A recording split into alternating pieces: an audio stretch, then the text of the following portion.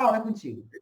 Não, é para você, Socorro. Ela fez uma pergunta que eu estava apenas tentando. Seguinte: o que aconteceu na França, a importância do que aconteceu na França, foi uma surpresa, não foi?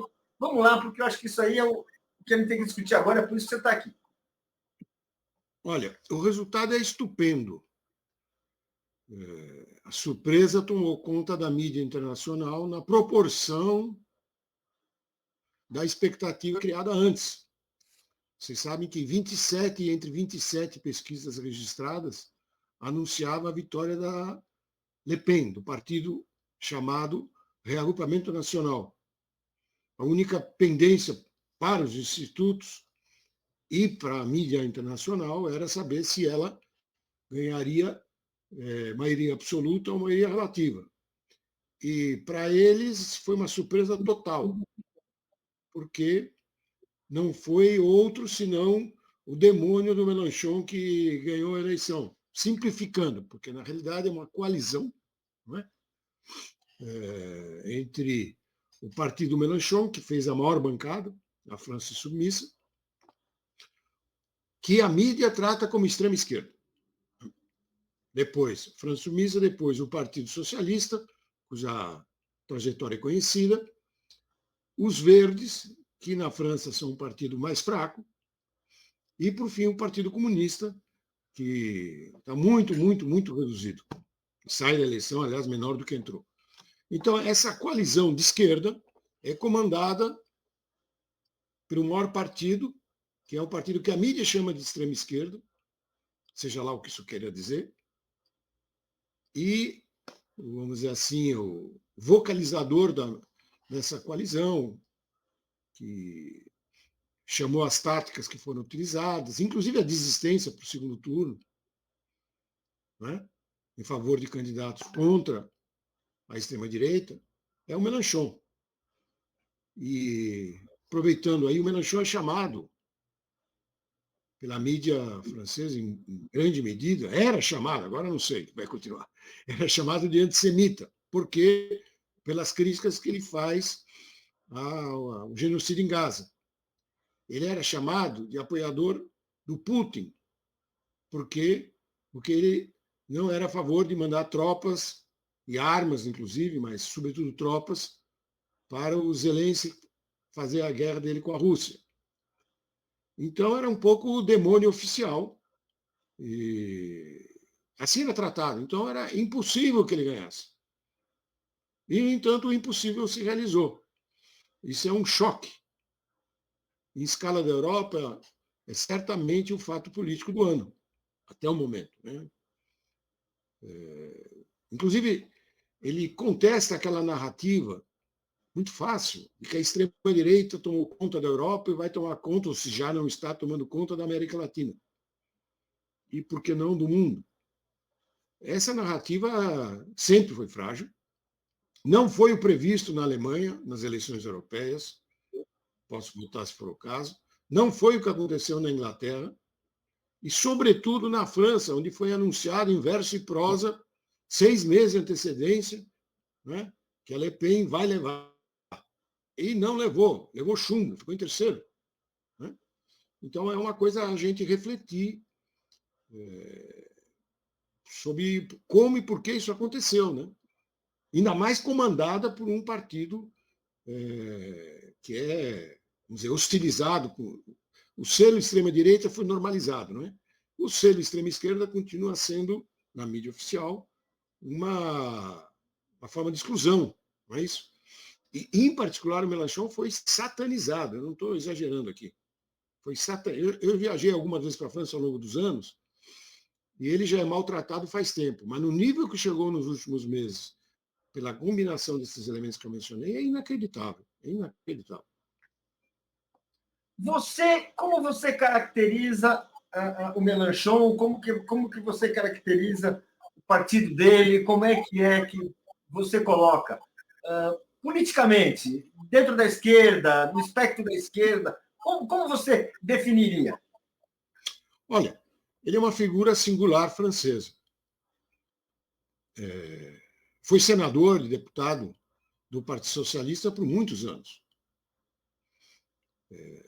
E, num certo momento, ele achou que o que estava fazendo o Partido Socialista, que era administrar a crise capitalista, cada vez de uma forma mais indigna, indecorosa e prejudicial para os trabalhadores e para os oprimidos em geral, deu para a bola, vamos assim dizer. E ele constituiu, então, um partido chamado Partido de Esquerda, que era um partido pequeno, embora institucionalmente representado, e mais à frente veio a constituir, então, esse movimento da França submissa, que conseguiu reagrupar as pessoas das origens as mais diversas. Paulo e Andréa, acreditem em mim, as mais diversas. Desde a camareira que liderou uma greve de camareiras num hotel de luxo, até intelectuais PhD, assim, top no último. E esse movimento amalgamado, num bom sentido, se constituiu como uma alternativa de ruptura. Essa linguagem não é minha, é a linguagem do Mélenchon. Ele prega a ruptura com a Quinta República. Não é necessariamente a posição de toda a Frente Popular, mas o programa que a Frente Popular assumiu é o programa que a França Submissa propôs, programa de 100 dias. Entre essas medidas, para vocês terem uma ideia, porque isso mostra o sujeito, ao mesmo tempo que ele é radical de ir aos princípios, na ruptura, ele tem a flexibilidade tática de colocar a bola ali onde ela pode ser chutada, sem fazer concessões. Então, quais são os pontos do programa dele, resumindo? A reversão da reforma da Previdência, que suscitou um movimento, greves e manifestações gigantescas no ano passado, elevando de 60 para 64 anos a idade mínima.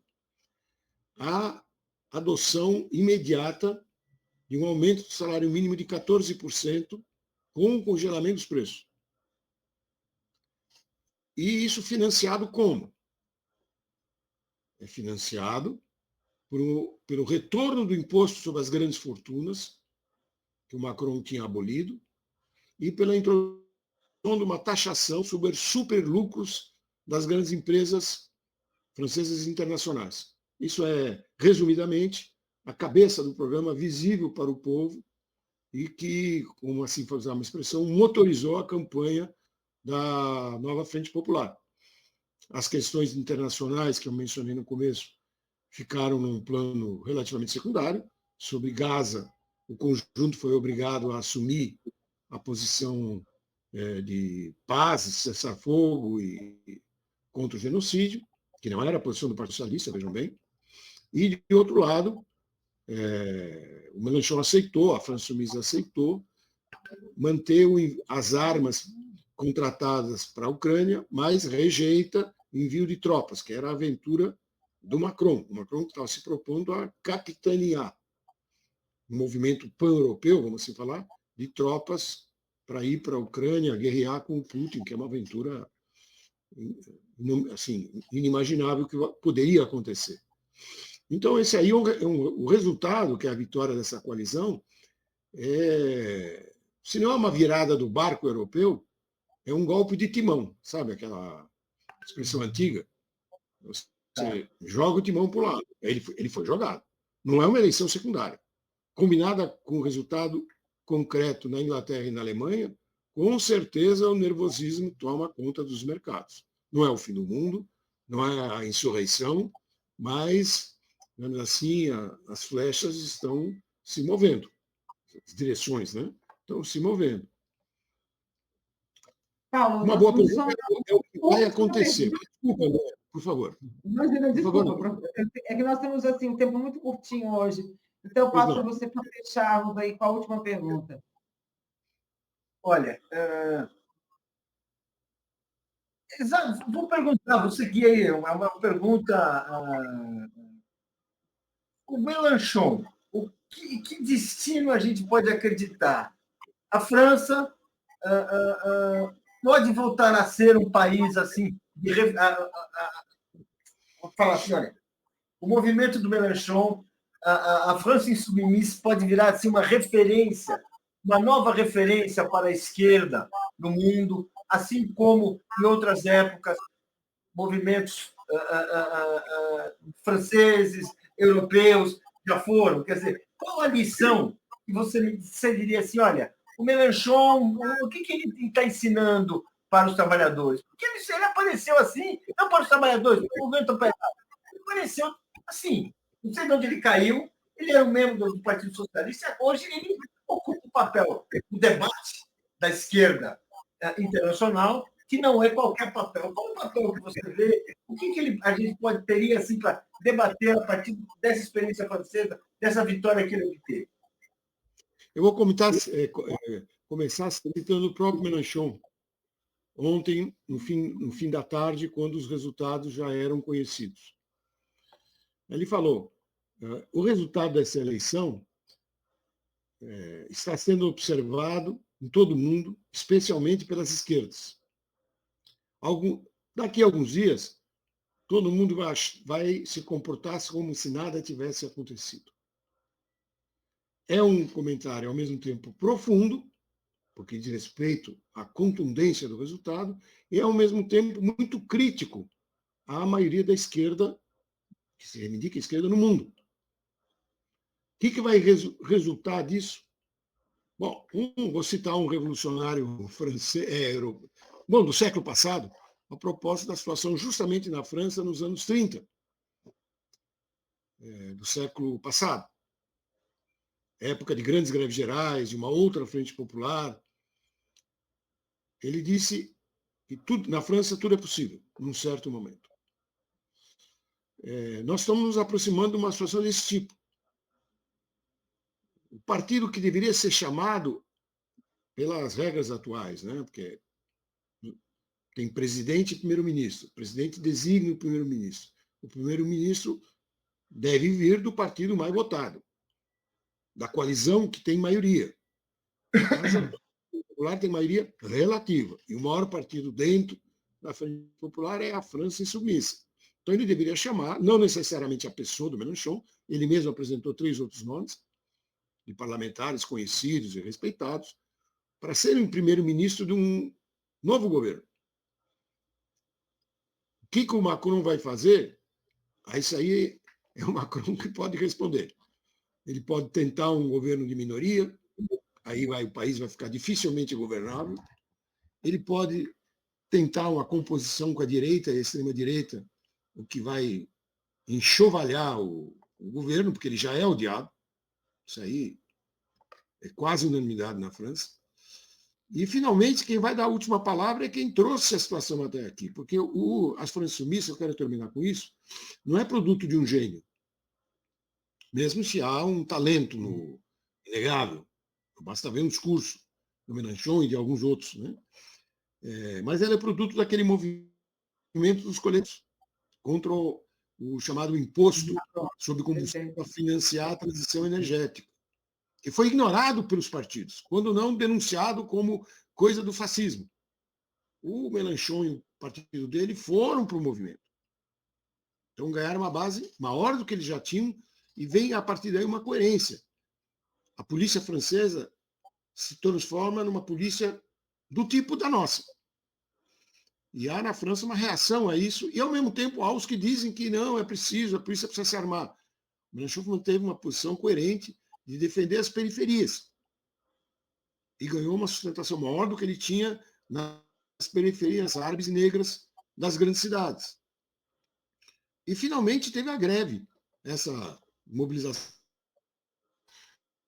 Ele se jogou desde o primeiro momento. Os partidos, mesmo da esquerda, ou titubearam ou entraram num segundo momento, em uma espécie de marcha lenta, vamos assim falar. Então, esse movimento com o qual o Mélenchon dialoga, esse movimento vai encontrar o seu caminho. Esse pessoal não vai voltar para casa. Esse pessoal está se sentindo vitorioso e tem razão de se sentir vitorioso. Acho que a gente no Brasil deveria refletir profundamente sobre isso. Nós do PT, eu, além de ser do Diálogo Ação Petista, como campo dentro do partido, sou membro da Executiva Nacional. Então, nós começamos a ter uma conversa sobre isso e creio que vamos aprofundá-la.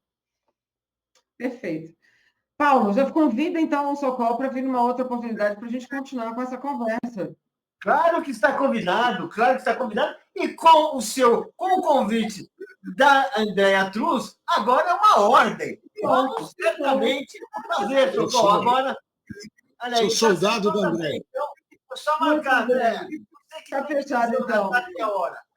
Muitíssimo obrigada, Socorro. Obrigada, Paula. A gente segue aqui. E é ótima a sua análise, porque eu também vejo que a gente tem vitória também, né? Mas tem muita luta ainda.